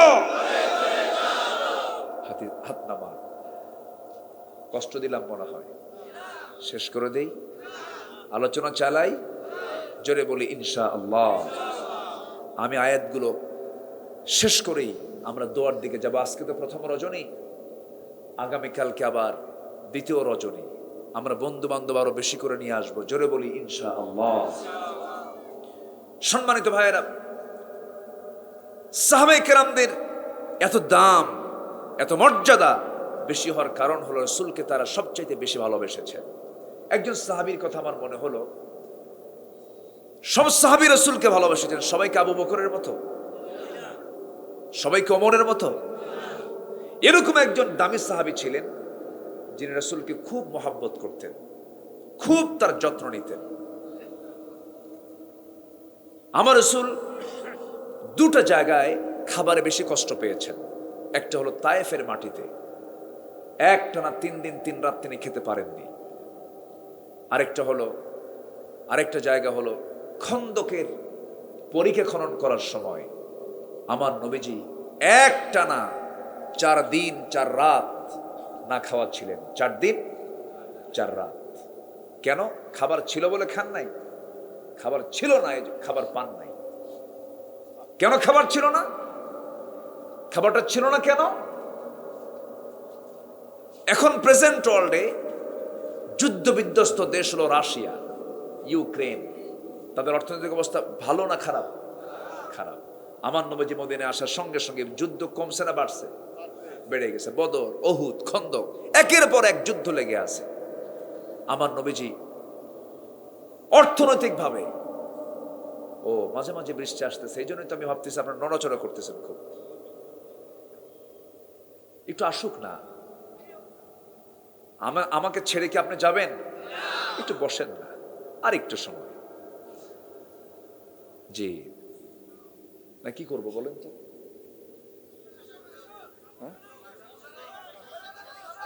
কোন আপত্তি নাই তো? বলি আলহামদুলিল্লাহ, আপনাদের কষ্ট দিয়ে। জি জি, আমার নবীজির প্রিয় সাহাবী একজন, সেই খন্দকের পরীক্ষা খননের সময় রাসূল কয়দিন না খাওয়া? 4 দিন না খাওয়া। কেউ টের পায় নাই রাসূল না খেয়ে আছেন। নবীজির মুখ তো হাসি ভরা ছিল, কিন্তু আমার নবীজি পেটে পাথর বেঁধেছেন ক্ষুধার যন্ত্রণা সহ্য করতে না পেরে, এটাও কেউ দেখে নাই। কিন্তু একজন সাহাবী দেখেছেন, তিনি হচ্ছেন জাবির রাদিয়াল্লাহু তাআলা। নবীর কাছে এসে কানে কানে বলতেছে, হুজুর আমি আপনাকে দেখে ফেলেছি, আপনার না খাওয়া, আপনি 4 দিন 4 রাত মনে হয় খান নাই, আমরাও খাবার পাইনি, আপনার পেটে পাথর বাঁধা আমি দেখেছি। কিন্তু তুমি দেখলা কেমনে? হুজুর আমি আপনাকে খুব কাছ থেকে আমি ফলো করি, আপনার পেটে পাথর। হুজুর আপনি যদি আমাকে অনুমতি দিতেন আমি কিছু খাবার প্রস্তুত করতাম। আচ্ছা যাও। চলে গেছেন বাড়িতে। বউকে বললেন, বউ আমার একটা ছোট্ট ছাগল ছিল, এটা জবাই করো, রান্না বান্না করো, আমার রাসূলের প্রিয় খাবার হলো ছাগলের গোশত আর রুটি, প্রস্তুত করো, আমি রাসূলকে নিয়ে আসতেছি। 4 দিন 4 রাত রাসূল খেতে পাননি।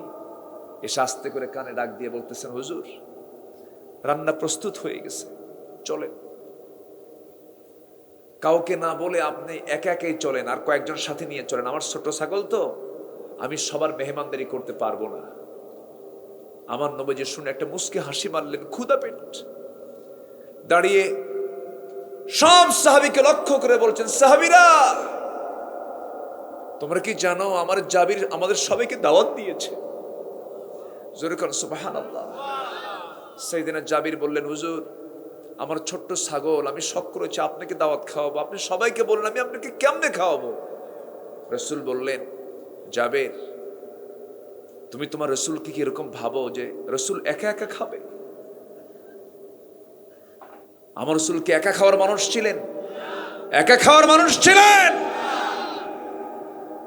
রাসূল বললেন, জাবের চিন্তা করো না, আমি যখন দাওয়াত দিয়ে ফেলেছি, আমার সব সাহাবী তোমার বাড়িতে গিয়ে দাওয়াত খাবে, যাও। জোরে কোন সুবহানাল্লাহ। অনেক শিক্ষা কিন্তু এগুলো থেকে আছে। কোন নেতার নেতৃত্ব মানি? যে নেতাগুলো আগে খায় না খাওয়ায়। আর আমার নবী আগে খাওয়ান, 4 দিন না খাওয়া। রাসূল বলছেন, না আমি আগে খাবো না, আমার সাহাবীরা না খাওয়া। আমার নবীজি বলে দিলেন, ও জাবির, বাড়িতে চলে যাও, আমি সব সাহাবীকে নিয়ে আসতেছি। রিজিক আল্লাহর ফয়সালা, বান্দা যা রিজিকের ফয়সালাও তার। চলে যাও জাবির। বাড়িতে চলে গেলেন, বউকে ডাক দিয়ে বলেন, বউ রে, ছোট্ট ছাগল কিন্তু লোক তো অনেক আসে। বউ বলে, কি হয়েছে? রাসূল সবাইকে দাওয়াত দিয়েছেন, ছোট্ট ছাগল কেমন করে কি করবো, আমার তো মনে হয় মান সম্মান আজকে থাকবে না। সঙ্গে সঙ্গে বউ বলতেছে, স্বামী আমার, চিন্তা করেন কেন, বান্দা যার রিজিকের দায়িত্ব তার। যেরকম সুবহানাল্লাহ। কি টেনশন করেন আপনি? কি নারী তারা ছিলেন, কি ধৈর্যশীলা তারা ছিলেন। মেহমান আসলে পরে দেখবেন কিছু কিছু বাড়ির মহিলা খুব খুশি হয়ে যান, আবার কিছু কিছু বাড়ির মহিলা রাগ করেন। আছে কিনা বলেন? বাড়িতে যার বাড়িতে মেহমান বেশি, তার বাড়িতে কোনোদিন রিজিক ফুরাবে না, কোনোদিন খাবার ফুরাবে না, এটা মাথায় রাখবেন। নবীদের সুন্নাত হলো মেহমানদেরকে সঙ্গে করে নিয়ে খাওয়া। আমার নবীজি মেহমানকে সঙ্গে করে নিয়ে খেয়েছেন। একজন সাহাবী খুব গরিব মানুষ, 3 মাস বাজার নাই, 3 মাস ধরে তার বাড়িতে কোনো বাজার চলে না। বউ স্বামীর কাছ থেকে কিছু কয়েন জমা করে করে, কিছু পয়সা জমা করে 3 মাসের মাথায় বলল, স্বামী আমার শোনো, এই যে কিছু পয়সা জমা করেছে, যাও আজকে বাজার করে আনো, তৃপ্তি ভরে বাচ্চাদেরকে নিয়ে খাবো। সাহাবী তালহা তার স্বামী ব্যাগটা হাতের মধ্যে করে নিয়ে বাজারের দিকে রওনা দিলেন। আজান হয়ে গেছে মসজিদে, রাসূল নামাজ পড়াবেন, নামাজে দাঁড়ায় গেছেন। ওয়াজ শুরু হয়ে গেছে, আসর হয়ে গেছে, নামাজ শুরু হয়ে গেছে, মাগরিব হয়ে গেছে, বাজার আর হলো না। এশার নামাজ পড়ে তিনি বাড়ির দিকে ফিরে আসবেন খালি ব্যাগ নিয়া। এমন সময় রাসূল বললেন, তালহা, এই যে একটা মেহমান আমার কাছে চলে আসছে, থাকার জায়গা নেই, খাবারের ব্যবস্থা নাই, এই সাহাবীকে নিয়ে যাও, এই মেহমানকে নিয়ে যে মেহমানদারি করো, ওইদিকে বাজার নাই। সাহাবী কিছুই বললেন না, রাসূলকে বুঝতে দিলেন না। ওই সাহাবীকে নিয়ে, ওই মেহমানকে নিয়ে সাইয়েদনা তালহা চলে আসেন বাড়ির দিকে, দরজায় নক করে বলছেন, বউ আমার দরজা খুলো, এই যে বাজারের ব্যাগ ফাঁকা এনেছি, বাজার করার সুযোগ পাই নাই, উপরন্তর সাথে মেহমান এনেছি, মেহমানের কিছু মেহমানদারি করতে হবে, এখন কি করা যায়? মেহমান এনেছি। এই কথা শোনার সঙ্গে সঙ্গে স্ত্রী বাড়ির মুস্কি মুস্কি হাসি মেরে বলছেন, আলহামদুলিল্লাহ।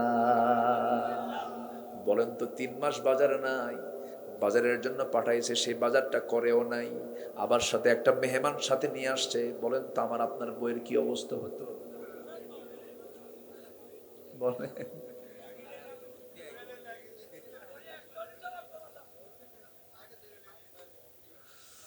আমার বন্ধুগণ,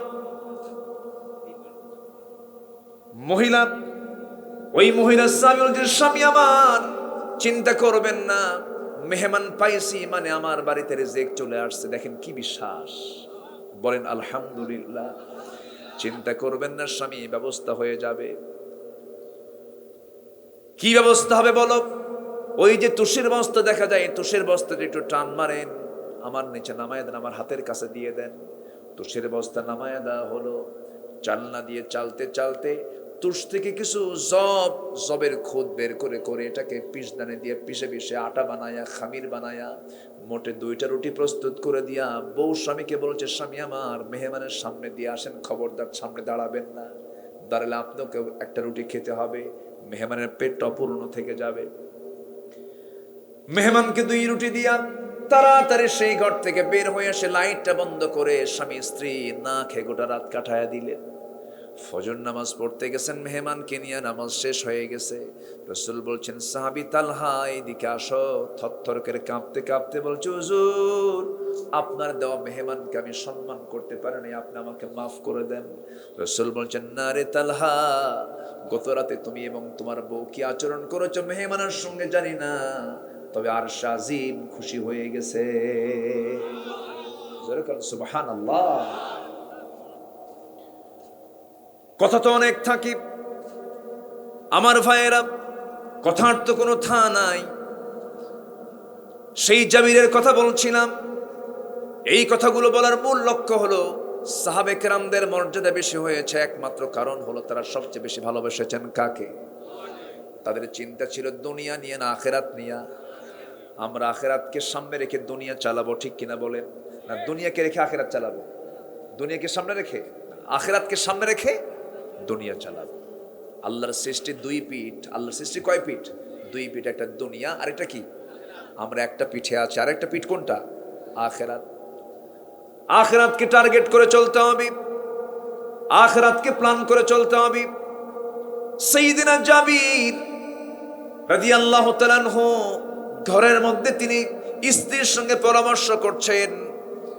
আমার রাসূল 600 সাহাবী নিয়ে তার বাড়ির সামনে দাঁড়ায় গেছেন। রাসূল বলছেন, জাবের তুমি কোথায়? হুজুর আমি আসতেছি।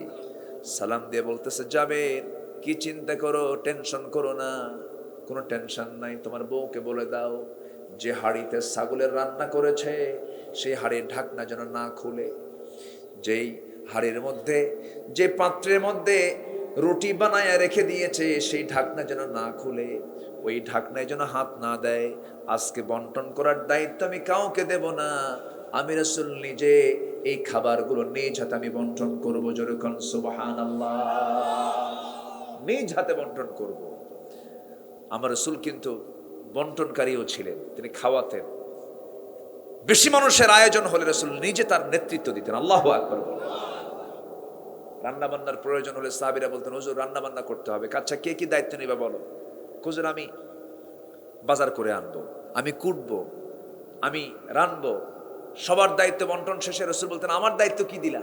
হুজুর আপনাকে কি দায়িত্ব দেওয়া যায় নাকি? কেন আমার একটা দায়িত্ব দিতে হবে? কেন না, আমি দায়িত্ব নিলাম, একটা দায়িত্ব তোমরা কেউ নাও নাকি? জ্বালানি সংগ্রহ করার জন্য, কাঠ সংগ্রহ করার জন্য দায়িত্ব আমি নিজে নিলাম। সবচেয়ে কঠিন দায়িত্ব কোনটা? বিশ্ব নবী কাকে বলে? আমার নবীজি হাড়ির কাছে গেলেন, চামচ হাতে নিলেন, ঢাকনা থেকে বিসমিল্লাহ বলে শুরু করলেন ছাগল আর রুটিগুলো দেওয়া, ছাগলের গোশত আর রুটিগুলো দেওয়া শুরু করলেন। দিতে দিতে দিতে দিতে সমস্ত সাহাবীর খাওয়া হয়ে গেছে, পেট পূর্ণ হয়ে গেছে। কিন্তু আমার নবী যে হাড়ি থেকে গোশতগুলো বন্টন করেছেন, রুটিগুলো বন্টন করেছেন, চুল পরিমাণ গোশত কমে নাই, রুটিও কমে নাই। যেরকম সুবহানাল্লাহ। কষ্টের পরে সুখ আছে না নাই? দুঃখের পরে আনন্দ আছে না নাই? আচ্ছা কে দিবেন? আসতে বলবেন না, কে দিবেন? আল্লাহ দিবেন। শর্ত হলো যার জন্য আল্লাহ আছে, যার জন্য রাসূল আছে, যে আল্লাহ এবং রাসূলের জন্য পাগল হবে, আল্লাহ তার জন্য পাগল হয়ে যাবেন। আসুন না জীবনে কখনো আল্লাহ এবং রাসূলের বিরুদ্ধচারণ করব না। জীবনের সবচেয়ে বেশি ভালোবাসবো কাকে? এরপর মুহাম্মদ সাল্লাল্লাহু, তার আদর্শকে আমরা লালন করব, তার চিন্তা চেতনাকে আমরা লালন করব। নামাজকেও এক ওয়াক্ত ছাড়ব না, দল করে যাব আল্লাহর, নেতৃত্ব মানব রাসূলের, সংবিধান মানব কোরআনের, এর বাইরে কোনো কথা মানি আল্লাহ কবুল করুন। জোরে বলি আমিন, আরো জোরে আমিন। প্রথম রাত যেহেতু আমি আলোচনা ওঠার পর থেকে শুধু মাঝে মাঝেই বৃষ্টি এসে একটা মানে মাইন্ডে ধাক্কা মারে, সবাই বারবার এদিকে তাকায়, একবার আমি লক্ষ্য করছিলাম। তো যাই হোক, আবার বৃষ্টির ফোঁটা ফোঁটা গুড়ি গুড়ি ফোঁটা, মানে যখনই কানে আসে তখন অ্যাটেন্ডেন্স, মনোযোগিতার ভাব, আমি তো দেখতেছি সবাইকে, একটু অন্যদিকে চলে যায়। এটা মানুষের প্রকৃতি। এটা একটা আওয়াজ হলে তখন ওই দিকে তাকায়, এটা মানুষের প্রকৃতি। যাই হোক, একটু বাধাগ্রস্ত হওয়ার পরেও আমরা যারা বসেছিলাম বলি আলহামদুলিল্লাহ, জোরে বলি আলহামদুলিল্লাহ। আমরা আল্লাহর কাছে বলতে চাই এটাই, আল্লাহ তুমি আগামীকালকের মাহফিলকে বাস্তবায়ন করার জন্য একটা অনুকূল পরিবেশ তুমি আল্লাহ তৈরি করে দাও। সকল প্রকার দুর্যোগ থেকে তুমি আল্লাহ হেফাজত করো। এই আশাবাদ কামনা করছি। আমি আর লম্বা সময় যতটুকু বলেছি, আল্লাহ আমাদের সবাইকে আমল করার তৌফিক দান করুন। ফজর নামাজ সবাই পড়বো তো ইনশাআল্লাহ? ফজর পড়বেন কারা কারা? একটা হাত তুলে দেখেন তো, জোরে বলি ইয়া আল্লাহ আমাদেরকে ফজর, জোহর, আসর, মাগরিব, আয়েশা 5 ওয়াক্ত সালাত আদায় করার তৌফিক তুমি আল্লাহ দিয়া দাও। জোরে বলি আমিন, আরো জোরে আমিন। নামাজের মতো করে আমরা একটু বসি, আল্লাহর কাছে চাই। বৃষ্টির পানি পড়ছে মনে হয়, কিছু না, কিছু ফোঁটা পড়েছে। আচ্ছা যাক, আপনারা কষ্ট করে ছিলেন, আলহামদুলিল্লাহ। দোয়া অনুমতি, মুরব্বী অনুমতি, দোয়া করবো জি। আসুন আমরা সবাই বলে সুবহানাকা আল্লাহুম্মা ওয়া বিহামদিকা আশহাদু আল্লা ইলাহা ইল্লা আনতা আস্তাগফিরুকা ওয়া আতুবু ইলাইকা। নামাজের মতো করে বসি, আপনি দোয়া করে দেন। শেখ আমি করব? আচ্ছা জি, আসুন আমরা আল্লাহর কাছে চাই। আল্লাহুম্মা আমিন। রব্বানা যালামনা أنفسنا وإن لم تغفر لنا وترحمنا لنكونن من الخاسرين لا تزغ قلوبنا بعد إذ هديتنا وهب لنا من لدنك رحمة إنك أنت الوهاب। আয় আল্লাহ তাআলা গভীর রাত, নিঝুম রাত, নিভানো রাত্রিতে গুড়ি গুড়ি করে বৃষ্টির ফোঁটা পড়ছে, তোমার বান্দাগুলো প্রতিকূল পরিবেশে তাও বসে বসে কোরআন শুনছিল। সে শান্তে এসে এই বৈরী আবহাওয়ার মাঝেও তোমার বান্দাগুলো শেষ মোনাজাতে শামিল হয়েছেন। তোমার দরবারে ফরিয়াদ করি আল্লাহ, গুনার দিকে তাকাইও না, বান্দা মনে করে তামাম জীবনের সমস্ত গুনাহগুলোকে মেহেরবানি করে মাফ করে দাও। জনম দুঃখিনী মা, জনম দুঃখী বাপজান যারা চলে গেলেন, জিন্দেগির গুনাহগুলো মাফ করে দাও, কবরগুলোকে জান্নাতের টুকরা বানায়া দাও। আব্বা আম্মার জন্য কি দোয়া তাও শিখা দিয়েছ। সবাই চক্ষু বন্ধ করুন, আব্বা আম্মার জন্য দিল থেকে সবাই বলুন রব্বির হামহুমা কামা রব্বায়ানি সগীরা, রব্বির হামহুমা কামা রব্বায়ানি সগীরা।